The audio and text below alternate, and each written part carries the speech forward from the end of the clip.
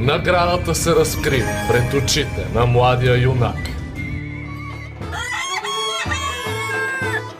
На сутринта младият брат се завърна, а в ръцете си държеше само една бутилка.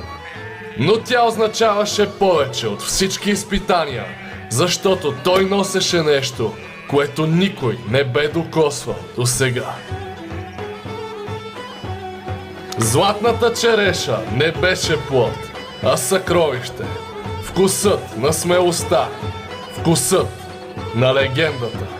А най-младия брат, той вече беше част от нея.